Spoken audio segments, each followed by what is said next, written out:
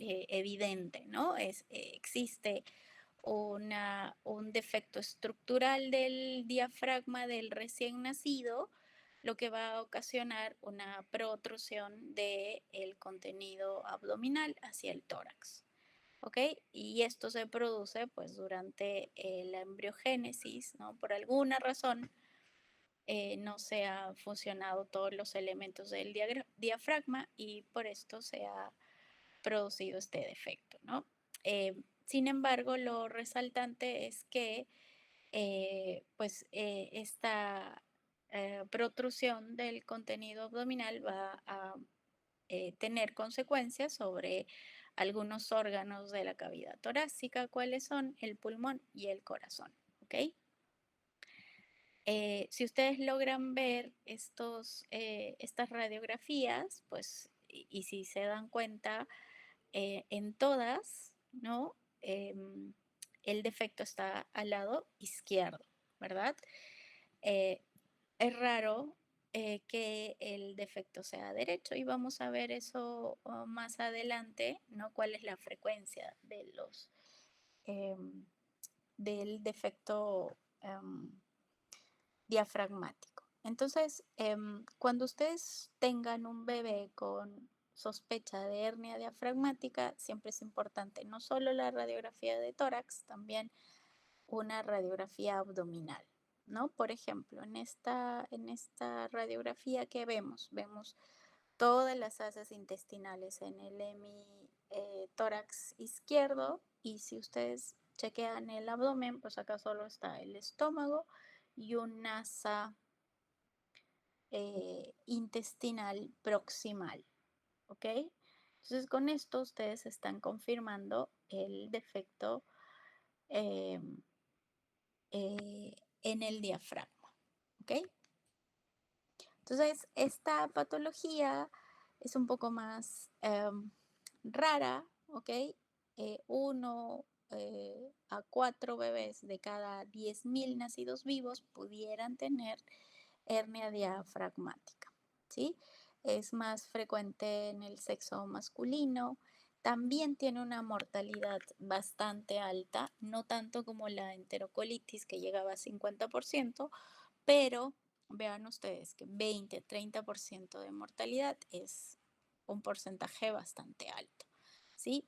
Sin embargo, esta mortalidad va a depender mucho de otros factores, ¿no? ¿Cuáles son?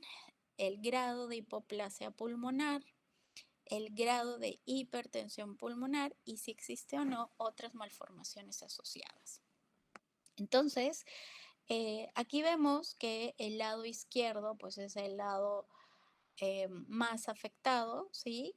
Un porcentaje de 80-85%. El lado derecho, con un porcentaje de afectación de entre 13 y 19%. Y felizmente, el, la afectación bilateral tiene un porcentaje muy pequeño, más o menos 1%. ¿Por qué digo felizmente? Porque estos bebés generalmente no sobreviven el primer día de vida, ¿sí? Tienen una mortalidad de casi 100%, ¿ok? Eh, entonces, esa es la clasificación de la hernia diafragmática, ¿no? Según la ubicación, derecha o izquierda, pero también existe las hernias anteriores o las hernias posteriores, ¿no? Según la ubicación del diafragma. Eh, entonces, las hernias anteriores son llamadas también hernias de Morgagni, el porcentaje de frecuencia es 23%. Y las hernias posteriores son llamadas hernias de Boch-Dalek. Estas son las más frecuentes, ¿no? En 75% aproximadamente. Existe un porcentaje pequeño de hernias que pudieran localizarse eh, en la parte central del diafragma. También es importante que conozcan la clasificación según el tamaño del defecto, ¿no?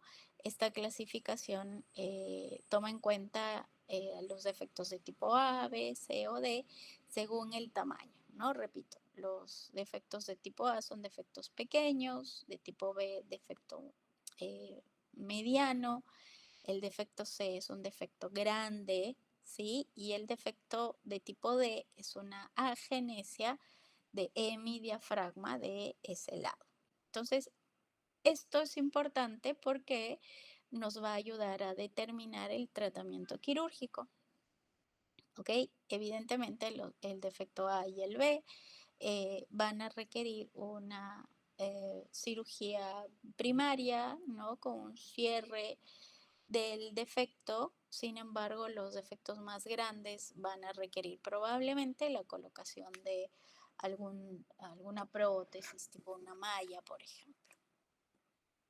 Entonces aquí para que ustedes puedan ver la magnitud o comparar los defectos según el tamaño, ¿no? El tipo A y el tipo B se pueden cerrar sin mayor complejidad, ¿no? Sin embargo, el C y el D, pues sí representan un desafío mayor.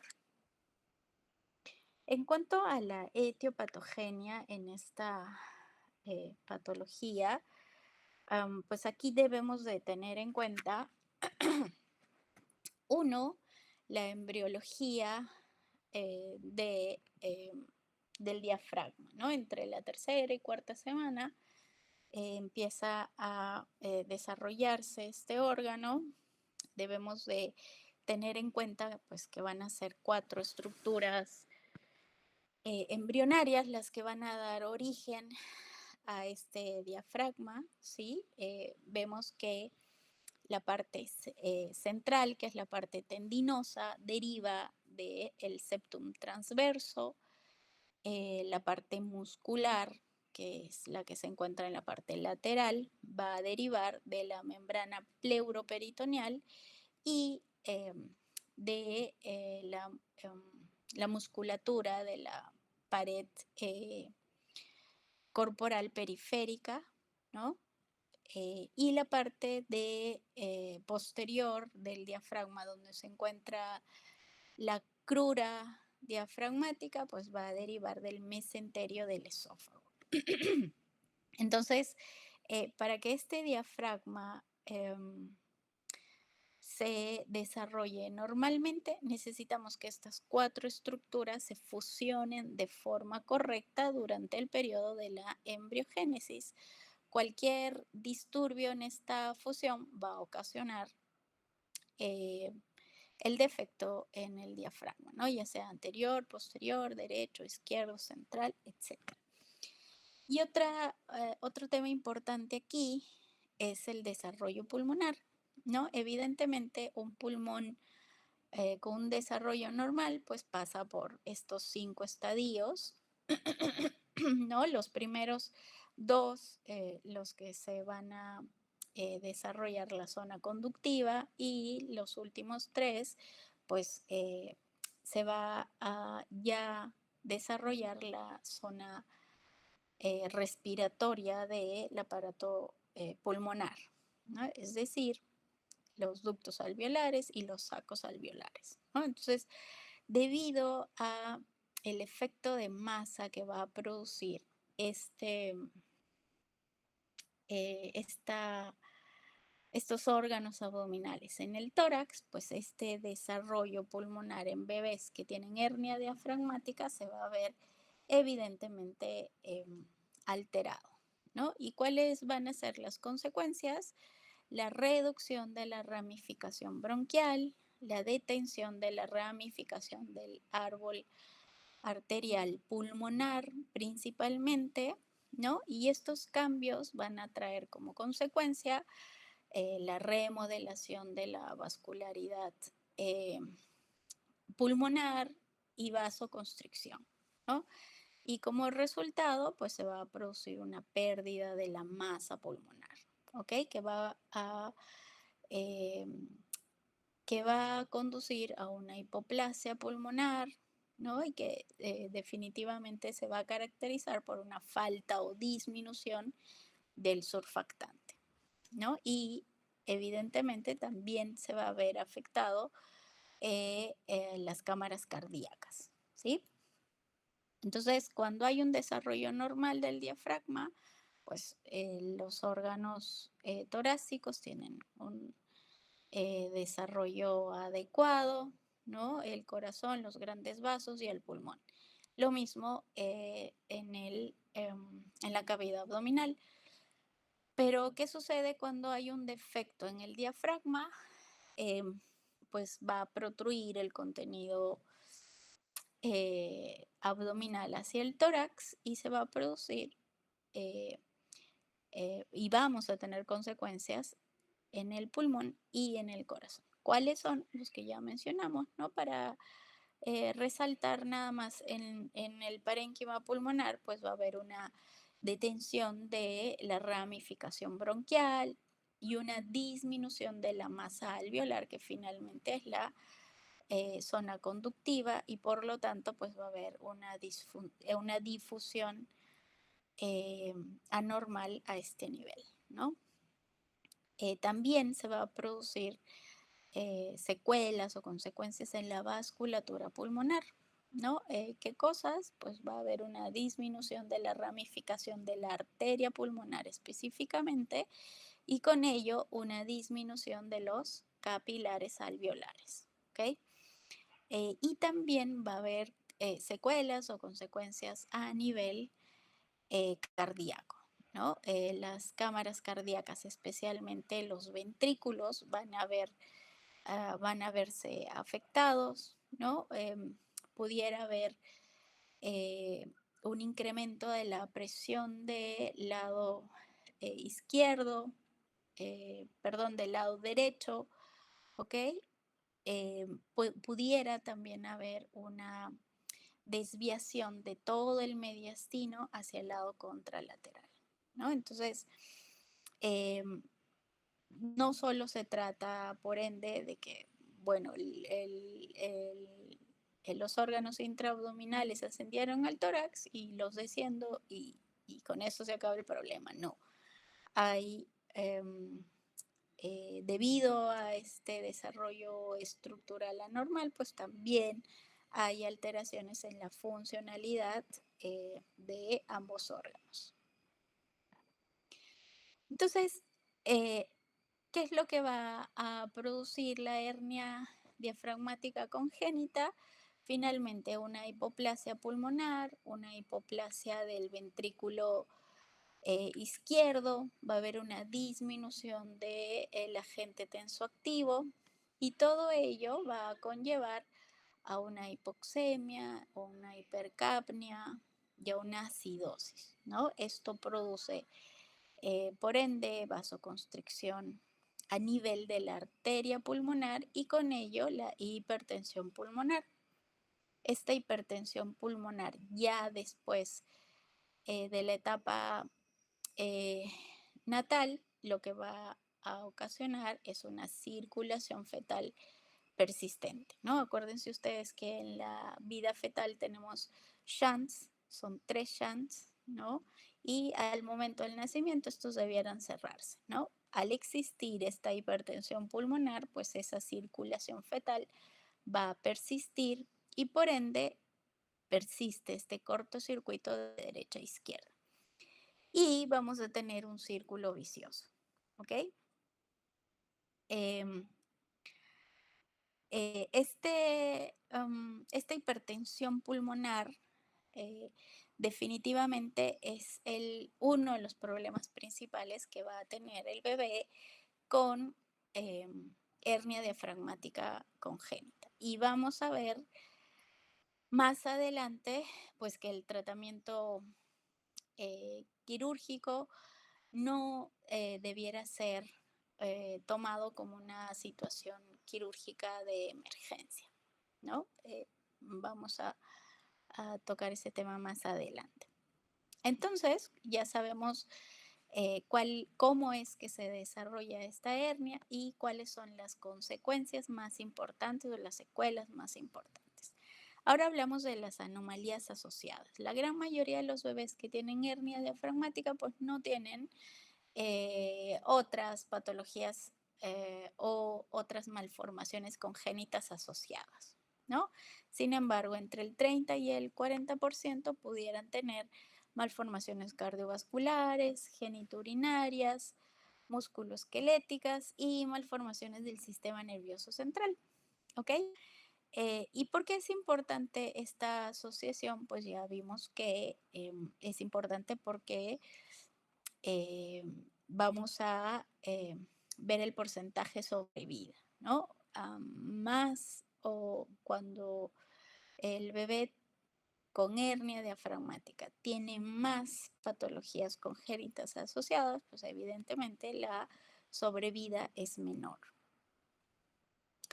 En cuanto al diagnóstico prenatal, este diagnóstico pudiera hacerse desde la etapa fetal, ¿no?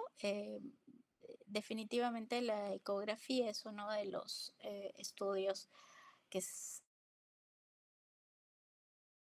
debe de usar como herramienta diagnóstica. Entre la semana 18 y 22 es la semana que se sugiere eh, hacer el descarte de hernia diafragmática. ¿Y qué es lo que se busca? Pues se busca algunos signos específicos, ¿no? Por ejemplo, que la cavidad gástrica se encuentre en la misma cavidad que están los grandes vasos, ¿no? Aquí se menciona la aorta o las cámaras cardíacas.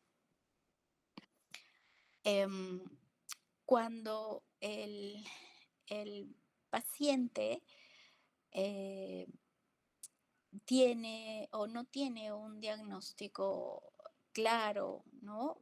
Tal cual pudiera notarse aquí, donde se ve la cámara gástrica junto con los ventrículos y las aurículas, por ejemplo, se suele usar otro medio diagnóstico, ¿no? Que es la resonancia magnética. Este estudio también está sugerido para aquellas pacientes que tienen oligohidramnios o aquellas pacientes que son obesas, ¿no? Y para las que les he mencionado en lo que la ecografía no queda claro. Entonces, aquí se busca lo mismo que en una radiografía, ¿no? Ver si el corazón está en la cavidad torácica, ver si la cavidad gástrica o la burbuja gástrica está en el abdomen, ¿no? Entonces, esos son los signos más importantes. Luego, una vez que ya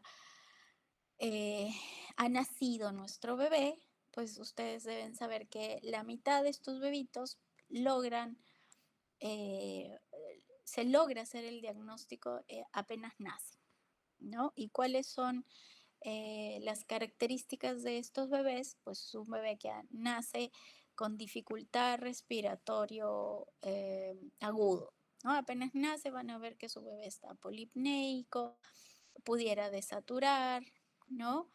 Entonces ustedes evidentemente van a escuchar los pulmoncitos y que pudieran oír en el lado afectado, pues pudieran oír ruidos intestinales, ¿sí? Y si ustedes logran ser un poco más acuciosos, van a ver, por ejemplo, en este bebé que el abdomen está excavado, ¿no? No es como la mayoría de los bebés que nacen con el abdomen globuloso. Este bebé tiene el abdomen excavado y tiene el pecho sospechosamente más hinchado que los bebés usuales, ¿no? Y luego, como es un bebé que tiene dificultad para respirar o tiene un síndrome de distrés respiratorio agudo, pues lo que van a solicitar es una radiografía de tórax y en la radiografía vamos a ver que hay haces intestinales a nivel torácico, ¿no? Pero ¿qué sucede con el otro 50% de los bebés que no son diagnosticados al momento del nacimiento?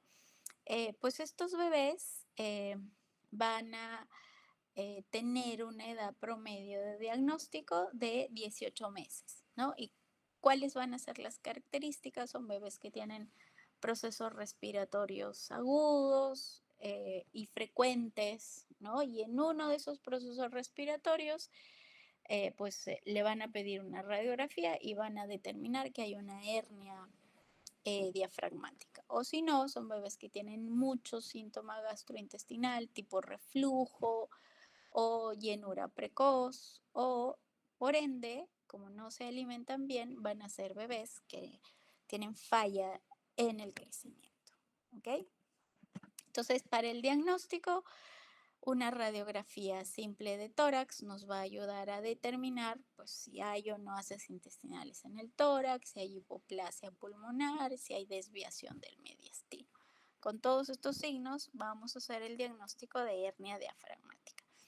Si el diagnóstico no queda claro, porque a veces no solo asciende a haces intestinales, sino también órgano sólido, tipo hígado o vaso o riñón, pues debemos solicitar una tomografía o en su defecto una resonancia magnética que también nos va a ayudar a hacer el diagnóstico.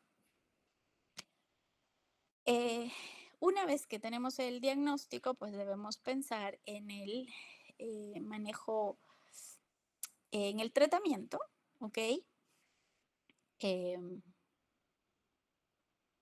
Este tratamiento implica, ¿no? Ya hace varios años, eh, me parece que aproximadamente un par de décadas, ya se habla del tratamiento prenatal, ¿sí? ¿Y cuál es este tratamiento prenatal? Pues es la oclusión traqueal por fetoscopía, ¿sí? Tal cual ustedes leen aquí, se ocluye la tráquea, ¿no? Con un abordaje intrauterino.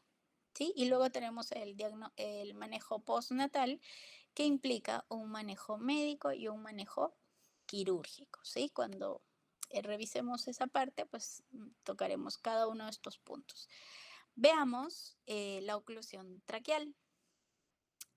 Tal cual el nombre lo menciona, pues es ocluir la tráquea, ¿sí? Más o menos entre la semana 27 y 29 se inserta un balón autoinsuflable a nivel de la tráquea por fetoscopía. ¿Qué significa fetoscopía? Pues que se pudiera eh, poner un trocar abdominal, ¿no? Que atraviese el útero, eh, ingresamos a una cámara, miramos al bebé, ¿no? Tenemos que introducir un balón a través de la tráquea y dejarlo estrictamente aquí.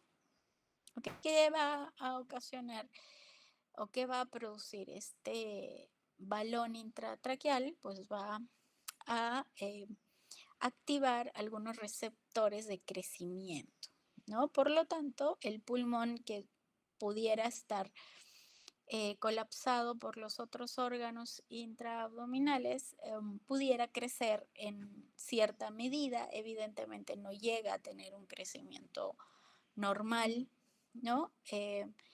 Y debido a que no hay un intercambio de líquido pulmonar, pues va a haber un aumento de la presión interna y esto también ayuda a que mantenga un tamaño menos o que se produzca menos hipoplasia. ¿Ok? Más o menos en la semana 34 este balón se retira de la misma forma en la que se ha introducido. Vamos a ver aquí un video de simulación, ¿sí? Donde se introduce un balón intratraqueal. Entonces, existen pocos eh, establecimientos a nivel mundial que hace este tipo de procedimientos, ¿sí? Y cada establecimiento tiene sus protocolos, ¿no? La fecha o la edad gestacional que les he mencionado, pues forma parte de un protocolo, de un establecimiento. Por eso es que cada establecimiento tiene criterios de inclusión, tiene criterios de exclusión, tiene semana o edad gestacional para insertar este balón y también para retirarlo. Entonces aquí hemos visto que se ha puesto un trocar, se ha visto la vía aérea superior del bebé y se ha dejado el balón intratraqueal bajo visión directa. Aquí vamos a ver el retiro de este balón, pero ya este es en un paciente real, ¿no? Vean ustedes, ese es el balón que han visto acá y esta es la vía aérea del bebé, la tráquea del feto. Vemos que aquí está el bronquio izquierdo, el bronquio derecho y esta es la luz traqueal. ¿Ok? A ver.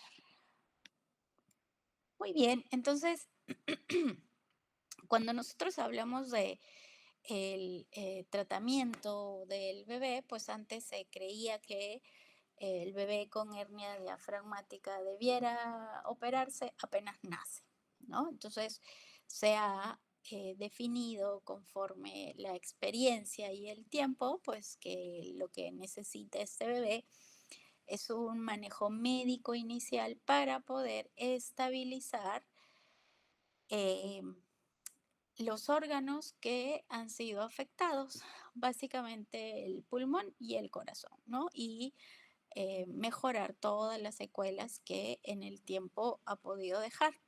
Por ejemplo, cuando hablamos de tratamiento médico, pues tenemos tres pilares importantes, ¿no? Manejar la hipoplasia pulmonar, manejar la hipoplasia ventricular, manejar la hipertensión pulmonar. ¿Ok? Entonces, el manejo médico se basa en estos tres pilares. Voy a dar cuenta de uno de ellos, por ejemplo. Cuando hablamos de hipoplasia ventricular, pues hablamos que hay una disfunción tanto del ventrículo derecho como del ventrículo izquierdo y esto pudiera ocasionar en el bebé hipotensión principalmente y una acidosis metabólica, ¿no? Entonces, ¿cuál es el principio terapéutico? Pues mejorar, ¿no? La función cardíaca, mejorando básicamente el volumen eh, poseyección, ¿no? Y para esto, pues nos valemos de distintos medicamentos, pero eh, los que se van a usar, pues son los lusotrópicos o los inotrópicos, ¿no? Y también se debiera mantener permeable el ductus arterioso, ¿no? Principalmente por la persistencia del cortocircuito de derecha a izquierda, ¿sí? Si hablamos del manejo de la hipoplasia pulmonar, pues evidentemente va a haber una falla ventilatoria, por eso nuestro bebé tiene dificultad para respirar, ¿no? Y la clínica principal va a ser una acidosis respiratoria, ¿no? Y uno de los principios terapéuticos importantes es la hipercapnia permisiva. ¿Sí? Vamos a ver que en este caso específico se va a permitir niveles de CO2 en rangos superiores a lo normal. ¿Sí? También se suele eh, mejorar el volumen o se suele optimizar el volumen pulmonar, ¿no? Finalmente, cuando hablamos de una hipertensión pulmonar, pues estamos hablando que el bebé va a entrar en hipoxia, ¿no? Y lo que se debiera de usar, pues son vasodilatadores pulmonares. Si luego de poner en marcha todas estos principios terapéuticos, nuestro bebé no mejora como esperamos, pues se pudiera usar otros tratamientos alternativos como el soporte extracorpóreo, el uso de óxido nítrico, ¿no? O de repente el tratamiento quirúrgico eh, como medida de emergencia. Entonces, les mencionaba, una vez que nuestro bebé está mucho más estable, ¿no? Ya pensamos nosotros en el tratamiento quirúrgico. Y en este tratamiento quirúrgico, pues les decía también que no es una emergencia, ¿no? En realidad debiéramos nosotros de esperar el momento adecuado. ¿Y cuál es ese momento adecuado? Pues no lo sabemos, ¿no? Eh, exactamente no lo sabemos, ¿no? Entonces vamos a operar al bebé cuando esté hemodinámicamente estable, cuando hayamos podido controlar esa hipotensión, cuando haya evidencia clínica y ecocardiográfica de que no tiene hipertensión pulmonar y cuando tiene una oxigenación aceptable. En ese momento planificaremos la cirugía, ¿no? Y cuando hablamos de cirugía, pues tenemos un abordaje abierto por abdomen o por tórax o un abordaje mínimamente invasivo. De igual forma, por tórax o por abdomen, ¿sí?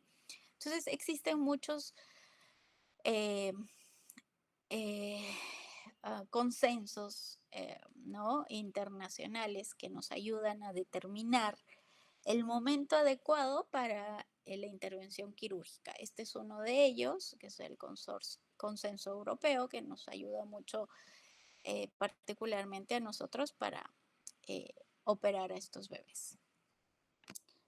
Entonces, cuando hablamos ya de reparación quirúrgica, pues estamos hablando de una, eh,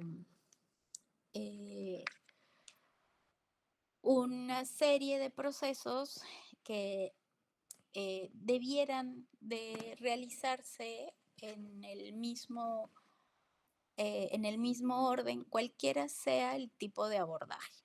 O sea, si nosotros abordamos por tórax o abordamos por abdomen, ya sea por cirugía abierta o cirugía mínimamente invasiva, pues la reparación quirúrgica lleva el mismo orden. ¿Ok? Hacemos la incisión, identificamos el defecto del diafragma, reducimos el contenido que ha sido herniado hacia el tórax, eh, extirpamos el saco herniario si es que hubiera, porque no siempre hay, y luego cerramos el defecto. ¿Ok?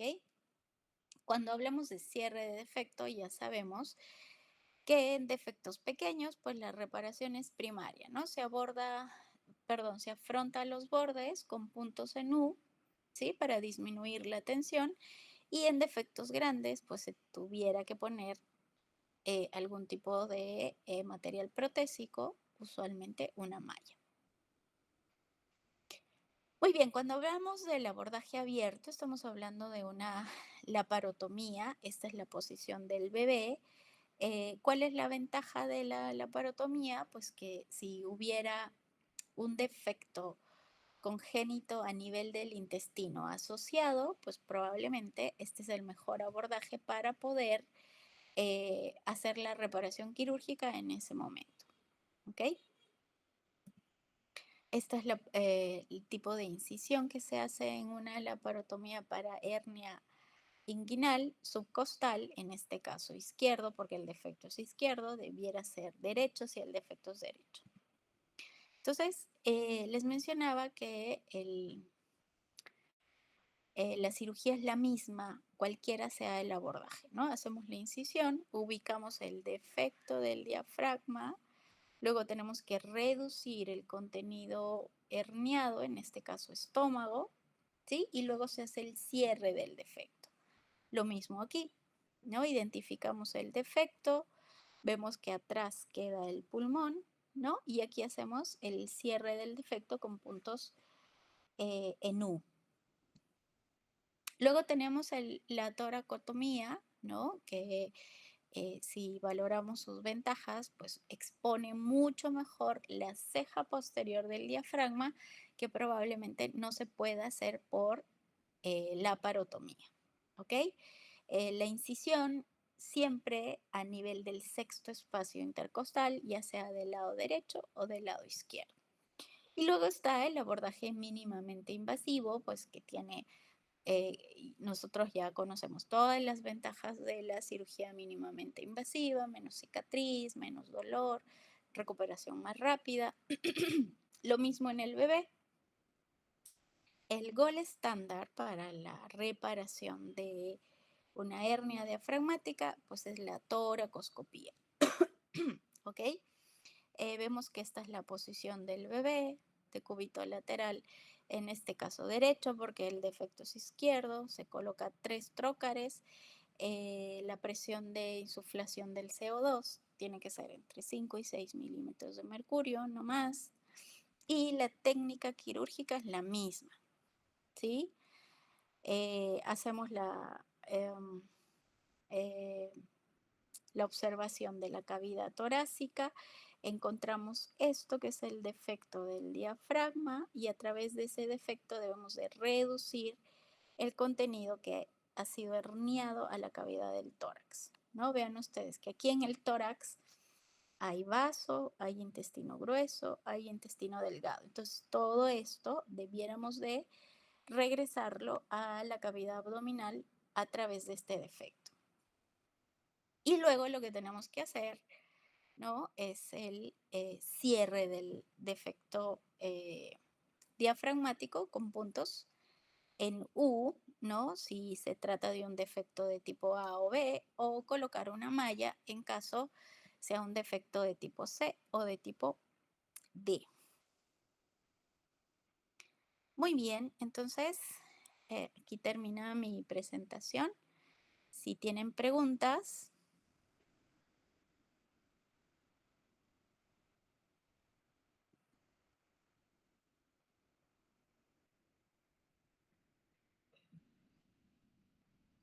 o si está todo claro. Todo claro. Ah, bueno, una pregunta. Ok, muy bien, Víctor, muchas gracias por su atención. Muchos éxitos. Todo Doctora, claro, doctora. Gracias. Ok, creo que muchas me llamó perdón. la lista. Le per- respondí, pero no sé si me escuchó, porque ya eh, había iniciado la otra clase. ah,